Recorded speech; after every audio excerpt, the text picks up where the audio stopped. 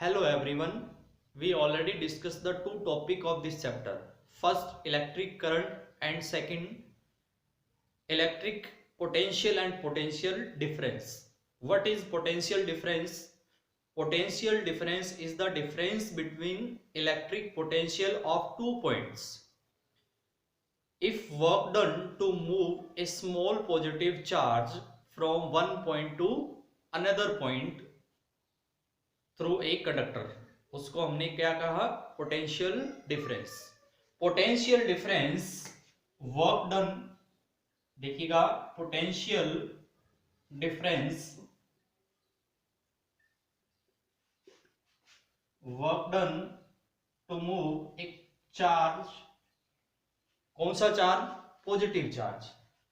तो positive charge को move करवाने के लिए जो वर्क डन किया जाता है दो पॉइंट्स के बीच में, उसको हम बोलते हैं पोटेंशियल डिफरेंस. तो वर्क को हमने डिनोट किया था W से और इसको हमने किया था Q से, और पोटेंशियल डिफरेंस जो है उसको डिनोट किया था V से. तो पोटेंशियल डिफरेंस के लिए जो SI यूनिट होगी वो होगी, अगर देखते हैं कि 1 जूल, क्योंकि वर्क क्या है? एनर्जी, और चार्ज का जो यूनिट होता है वो होता है कूलाम. तो पोटेंशियल डिफरेंस का क्या हुआ? वोल्ट. तो देखिएगा, अगर 1 जूल वर्क डन किया जाता है 1 कूलाम चार्ज को मूव करवाने के लिए between 2 points through a conductor, then potential difference क्या कहलाएगा? 1 वोल्ट कहलाएगा. तो 1 वोल्ट को हम डिफाइन करते हैं.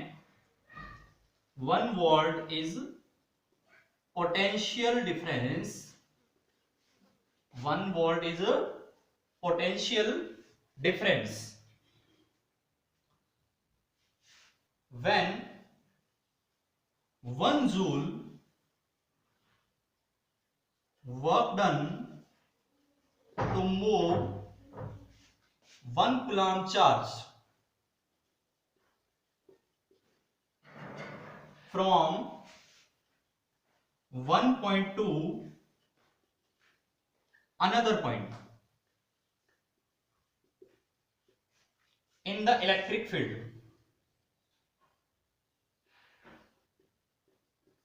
या आप कह सकते हो थ्रू ए कंडक्टर.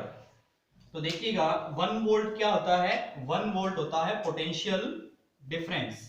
कब? जब 1 जूल वर्क डन किया जाता है एक कूलाम चार्ज को मूव करवाने के लिए एक पॉइंट से दूसरे पॉइंट तक इलेक्ट्रिक फील्ड में, तब पोटेंशियल डिफरेंस दो पॉइंट्स के बीच का कितना होगा? 1 वोल्ट होगा. 1 पोटेंशियल डिफरेंस को मेजर करने के लिए जो इंस्ट्रूमेंट काम में लिया जाता है उस इंस्ट्रूमेंट को हम बोलते हैं वोल्टमीटर. तो देखिएगा, पोटेंशियल डिफरेंस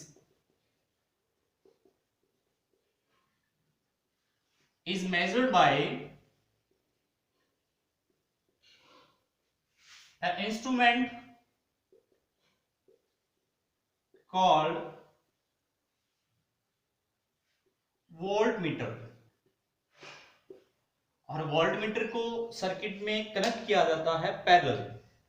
तो हम एक सर्किट डायग्राम ड्रॉ करते हैं. मान लीजिएगा ये आपके पास में कोई कंडक्टर है, क्योंकि कंडक्टर की कुछ ना कुछ रेजिस्टेंस होती है, यानी करंट फ्लो में ऑब्स्टैकल प्रोड्यूस की जाती है इसके द्वारा. तो इसको हमने डिनोट कर दिया और इसको रखा हुआ है बिटवीन 2 पॉइंट्स, और इसी कंडक्टर को हमने कनेक्ट कर दिया बाय ए बैटरी. तो इसके अंदर करंट को मेजर करने के लिए जो इंस्ट्रूमेंट काम में लिया जाता है वो लिया जाता है एमीटर.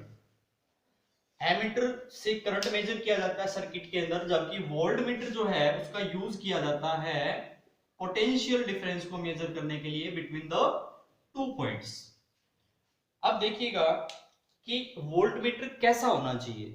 वोल्टमीटर जो है उसकी resistance, voltmeter should have a very high resistance,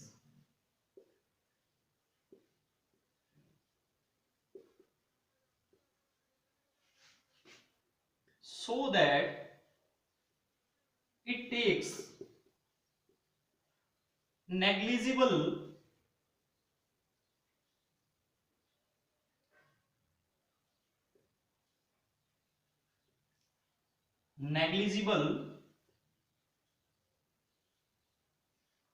amount of current। तो देखिएगा वोल्टमीटर जो है उसकी रेजिस्टेंस क्या होती है, वो ज्यादा हाई होती है, और हाई होने की वजह से ये नेग्लिजिबल करंट जो है काम में लेता है सर्किट में।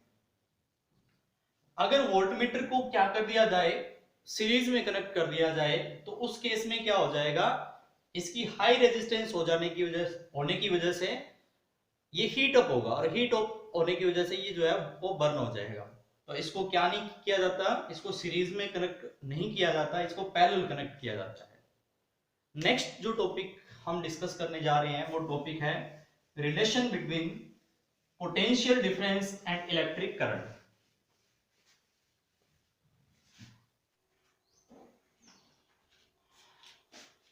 What is the relationship between the potential difference and electric current? Potential difference is denoted by V and electric current is denoted by I. This relationship find out through a activity। हम एक activity perform करेंगे, और इस activity को perform करने के लिए हमें कुछ मटेरियल्स और इक्विपमेंट की रिक्वायरमेंट होगी। तो देखते हैं क्या क्या हमें रिक्वायरमेंट होगी। फर्स्ट, हमें एक नाइक्रोम वायर की रिक्वायरमेंट होगी। नाइक्रोम वायर, एक्चुअल में नाइक्रोम क्या होता है, nichrome is alloy, and alloy क्या होते हैं, होमोजेनस मिक्सचर ऑफ टू और मोर मेटल, यानी दो या दो से ज्यादा मेटल का होमोजेनस मिक्सचर होता है, या आप कह सकते हैं मेटल एंड नॉन मेटल का जो मिक्सचर होता है उसको हम बोलते हैं एलॉय। और नाइक्रोम जो है वो 4 मेटल से बना होता है। इसमें कौन कौन सी मेटल होती है, फर्स्ट निकल, second chromium, third manganese and fourth iron, यानी 4 मेटल का होमोजेनस मिक्सचर से नाइक्रोम बना होता है। तो नाइक्रोम वायर जो हम काम में लेंगे वो लेंगे 0.5 मिलीमीटर की। दूसरा हमें रिक्वायरमेंट जो होगी वो बैटरी यानी सेल की रिक्वायरमेंट होगी, 3 सेल काम में लेंगे हम, ईच ऑफ 1.5 वोल्ट। कितने वोल्ट का काम में लेंगे, 1.5 वोल्ट का। Third, we need voltmeter to measure the potential difference. Fourth, we need ammeter to measure the current in the circuit. Fourth, we need key। तो ये जो रिक्वायरमेंट है हमारी, नाइक्रोम वायर हमने काम में लेना है, 3 सेल काम में लेना है, या 3 सेल की जगह आप इस एक्टिविटी में चेंज भी कर सकते हैं, क्या एक बैटरी ले सकते हैं, एंड साथ में आपको अनदर एक कंपोनेंट लेना पड़ेगा, वो है रियोस्टेट, या उसको बोलते हैं वेरिएबल रेजिस्टेंस। उसका यूज किया जाता है पोटेंशियल डिफरेंस, या कह सकते हैं रेजिस्टेंस को चेंज करने के लिए, और रेजिस्टेंस चेंज होगा तो पोटेंशियल डिफरेंस में चेंज आएगा या करंट में चेंज आएगा। हमें रिक्वायरमेंट है वोल्टमीटर, एमीटर एंड की, और इनका यूज करते हुए हमने एक सेटअप तैयार करना है या एक सर्किट तैयार करना है, वो देखिएगा। फर्स्ट हमने यहां पर रख दिया नाइक्रोम वायर को between 2 points A and B. इस नाइक्रोम वायर को हमने कनेक्ट कर दिया 1 सेल से, ओनली 1 सेल से, और हमने यहां पर क्या लगाना है, की।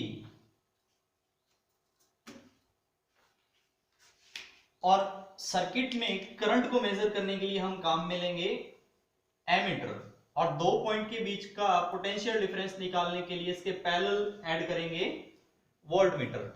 तो देखिएगा हमने पोटेंशियल डिफरेंस कितना अप्लाई किया है, 1.5 वोल्ट अप्लाई किया है। तो इस तरह से हम एक टेबल प्रिपेयर करते हैं, उसमें हम नोट करते जाएंगे रीडिंग।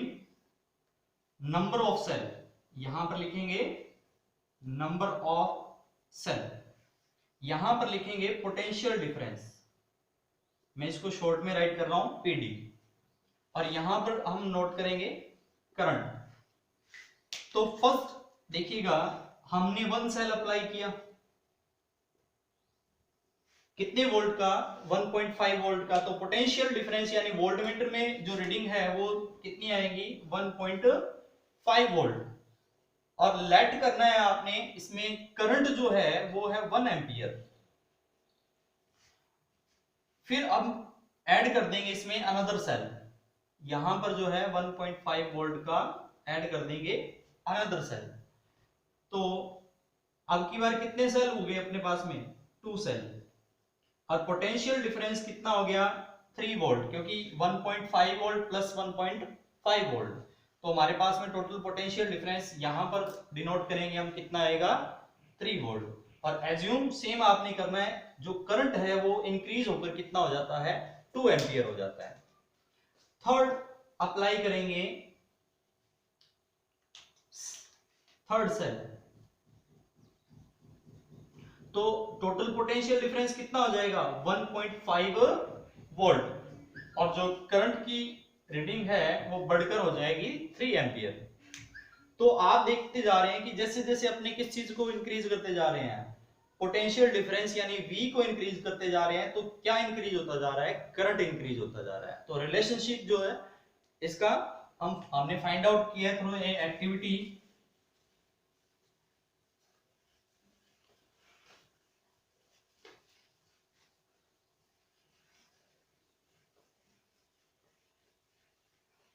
अब जो है इसकी रीडिंग का एक ग्राफ प्लॉट करते हैं, तो देखेंगे आप, यहां आपने डिनोट किया है पोटेंशियल डिफरेंस, ठीक है, और यहां अपने डिनोट करेंगे करंट। तो फर्स्ट आपने 1 सेल अप्लाई किया 1.5 वोल्ट का, तो रीडिंग कितनी थी, 1 एम्पियर। नेक्स्ट आपने अनदर सेल ऐड किया, मैं इसको यहां राइट कर देता हूं, पोटेंशियल डिफरेंस यानी V। तो कितना पोटेंशियल डिफरेंस, यानी 2 सेल ऐड किए आपने, तो पोटेंशियल डिफरेंस कितना हो गया, 3 वोल्ट, और करंट जो है सर्किट में बढ़कर हो गया 2 एम्पियर। नेक्स्ट 1 सेल और ऐड किया, टोटल पोटेंशियल डिफरेंस कितना हो गया, 1.5 वोल्ट। तो करंट जो है सर्किट में कितना एम्पियर हो गया, 3 एम्पियर। तो अगर आप इन पॉइंट्स को मिलाते हैं तो आपको एक स्ट्रेट लाइन ऑब्टेन होती है। क्या ऑब्टेन होती है, एक स्ट्रेट लाइन ऑब्टेन होती है। क्यों ऑब्टेन होती है, ये स्ट्रेट लाइन किस चीज को इंडिकेट करती है वो देखते हैं। क्योंकि आपने जो फर्स्ट सेल ऐड किया, तो इस केस में पोटेंशियल डिफरेंस कितना हुआ, पोटेंशियल डिफरेंस हुआ 1.5 वोल्ट, करंट कितना, 1 एम्पियर। इनका रेशियो निकालते हैं, देखिएगा इनका रेशियो आएगा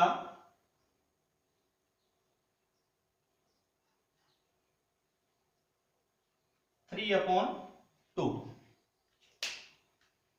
नेक्स्ट आपने सेकंड सेल ऐड किया, तो टोटल पोटेंशियल डिफरेंस कितना हुआ, टोटल पोटेंशियल डिफरेंस हो गया 3 वोल्ट। फिर आपने जो करंट है सर्किट में वो कितना हुआ, 2 एम्पियर। तो इनका जो है वो वैल्यू है 3/2। उसके बाद में आपने थर्ड सेल ऐड किया, और थर्ड सेल ऐड करने पर टोटल पोटेंशियल डिफरेंस सर्किट में कितना हो गया, 4.5 और करंट जो है वो कितना एम्पियर हुआ, 3 एम्पियर। तो आप इनका रेशियो निकालेंगे तो आएगा आपके पास में 3/2।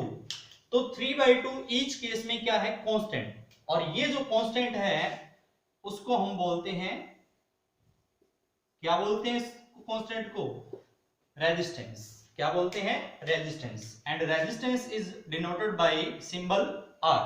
तो ये जो लाइन है, ये स्ट्रेट लाइन इंडिकेट करती है किस चीज को, रेजिस्टेंस को। तो हमने देखा कि जैसे जैसे हम करंट को इंक्रीज करते जा रहे हैं वैसे वैसे पोटेंशियल डिफरेंस भी इंक्रीज होता जा रहा है। तो इसका मतलब ये डायरेक्टली प्रोपोर्शनल हुआ। ये जो रिलेशनशिप है गिवन बाय साइमन ओम, तो इसको हम बोलते हैं ओम्स लॉ। ओम्स लॉ क्या कहता है, Ohm's law state that the current flowing in circuit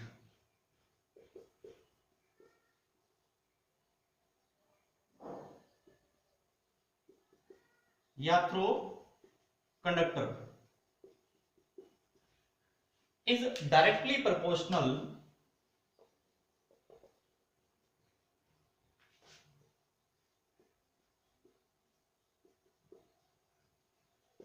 to potential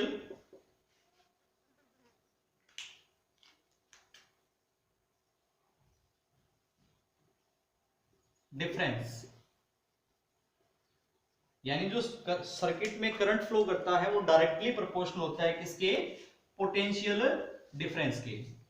तो ये जो रिलेशनशिप है V, देखिएगा ये कंडीशन कब होगी, अगर ये साथ में आपने ऐड करना पड़ेगा, इफ फिजिकल कंडीशन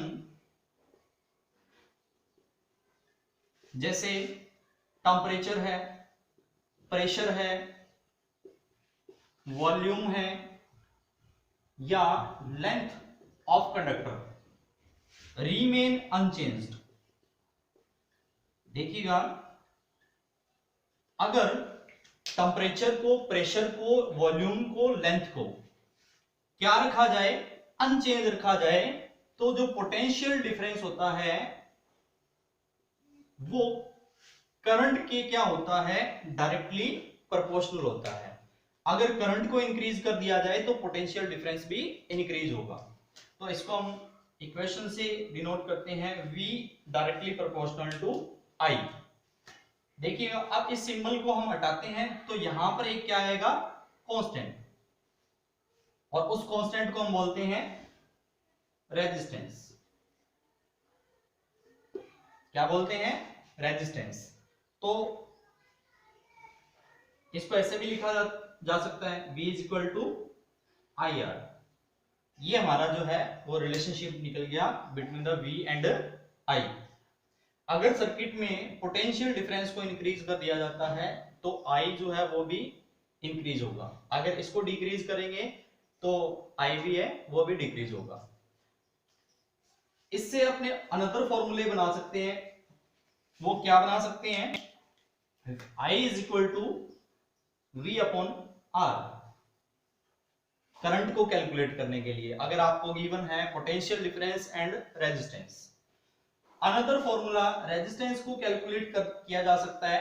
रेजिस्टेंस का जो फॉर्मूला बनेगा वो बनेगा R is equal to V upon I। यानी आपको पोटेंशियल डिफरेंस दिया हो एंड करंट दिया हो तो आप कैलकुलेट कर सकते हैं रेजिस्टेंस को। रेजिस्टेंस एक्चुअल में क्या होती है उसको हम डिफाइन करेंगे।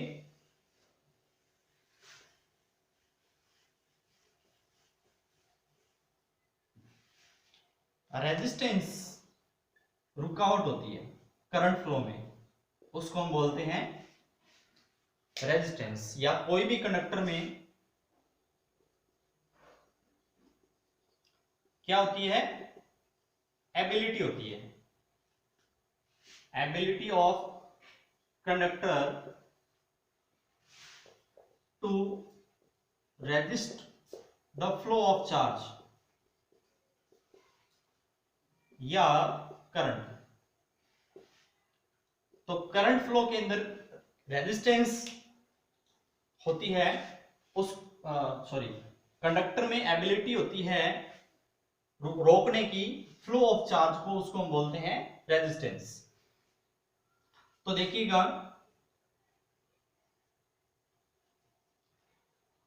सपोज दैट ये कंडक्टर है और इस कंडक्टर में ये बहुत सारे एटम है।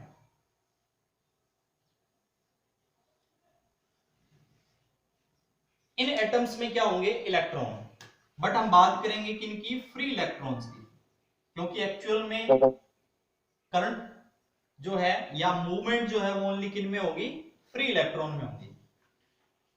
तो ये इलेक्ट्रॉन जो है वो इससे टकराएंगे, यानी इसका मतलब एटम्स जो है, या आप कह सकते हो आयंस, ये क्या प्रोड्यूस करेंगे, ये प्रोड्यूस करेंगे ऑब्स्टेकल, यानी रुकावट प्रोड्यूस करेंगे फ्लो ऑफ इलेक्ट्रॉन में। और इसी रुकावट को या इसी ऑब्स्टेकल को हम बोलते हैं रेजिस्टेंस।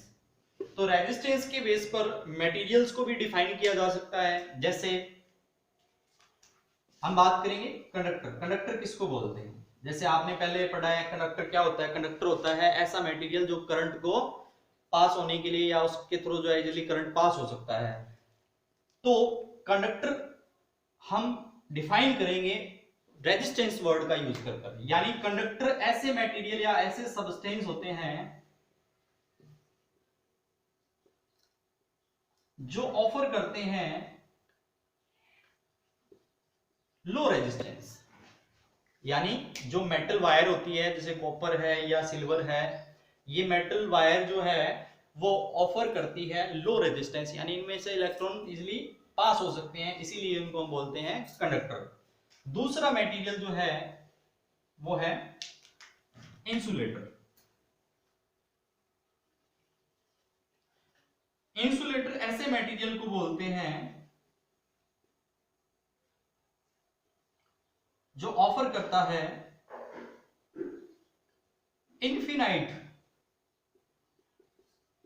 रेजिस्टेंस, या जिसकी रेजिस्टेंस बहुत ही ज्यादा हाई होती है, यानी चार्ज उसमें फ्लो नहीं हो सकता। तो ऐसे मटेरियल को हम बोलते हैं इंसुलेटर, यानी जैसे प्लास्टिक है और वुड है जो है वो क्या है, इंसुलेटर है।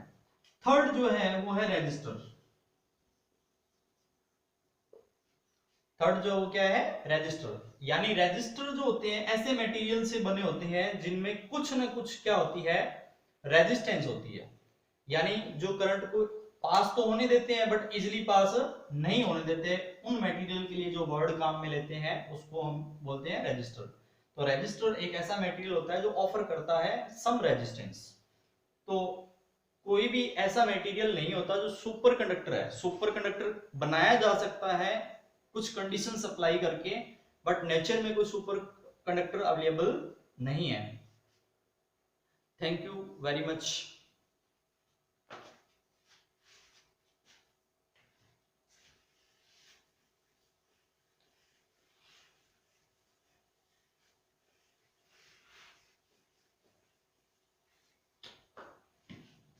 अभी हमने देखा R इज इक्वल टू क्या होता है, V अपॉन I।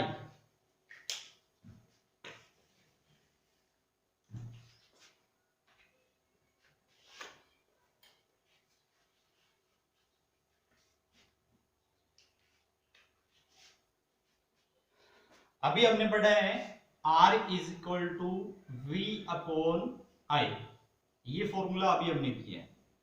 तो V क्या है, V है पोटेंशियल डिफरेंस। V क्या है, potential difference between two point. I क्या है, करंट। तो R क्या है, R है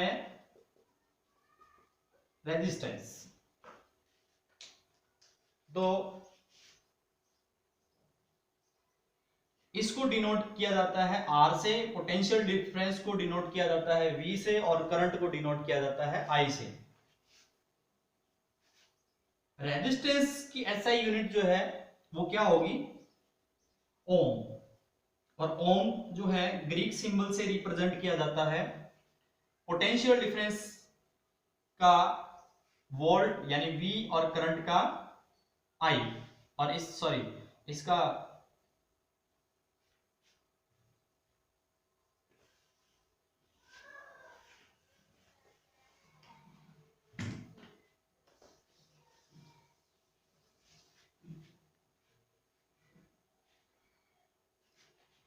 अभी हमने पढ़ा है R इज इक्वल टू क्या होता है V अपॉन I। V क्या है पोटेंशियल डिफरेंस एंड I क्या है आपका करंट, और R क्या है यहां, R है रेजिस्टेंस। रेजिस्टेंस का ऐसा यूनिट होता है ओम, और ओम को रिप्रेजेंट किया जाता है by Greek symbol. Potential difference की ऐसा यूनिट होती है वोल्ट, और करंट की होती है ampere, denoted by A, and volt is denoted by V. तो रेजिस्टेंस का जो ग्रीक सिंबल होता है वो ये होता है। इसमें हम देखेंगे कि अगर 1 ओम की अगर बात करें, इधर 1 वोल्ट की बात करें और इधर 1 एम्पियर की बात करें, तो एक कंडक्टर जो 2 पॉइंट के बीच में रखा हुआ है, इसकी रेजिस्टेंस 1 ओम कब होगी, जब इसमें से इसके बीच का पोटेंशियल डिफरेंस कितना हो 1 वोल्ट, एंड इसमें से कितना एम्पियर करंट पास करे 1 एम्पियर। तो इन 2 पॉइंट के बीच की जो रेजिस्टेंस है वो कितनी ओम होगी 1 ओम। तो 1 ओम को इस तरह से डिफाइन किया जा सकता है, if 1 volt is potential difference between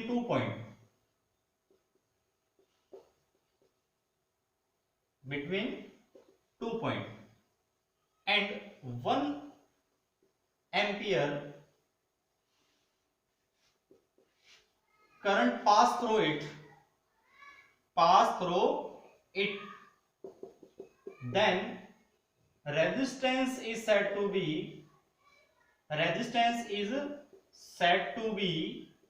1 ओम। तो 1 ओम जो है वो क्या होता है, रेजिस्टेंस कब होता है, जब 2 पॉइंट के बीच का पोटेंशियल डिफरेंस कितना हो 1 वोल्ट एंड करंट कितना पास हो उसमें से 1 एम्पियर। तो रेजिस्टेंस को कितना कहा जाएगा 1 ओम कहा जाएगा। अब हम पढ़ेंगे फैक्टर अफेक्टिंग द रेजिस्टेंस, यानी कौन कौन से फैक्टर जो है वो अफेक्ट करते हैं।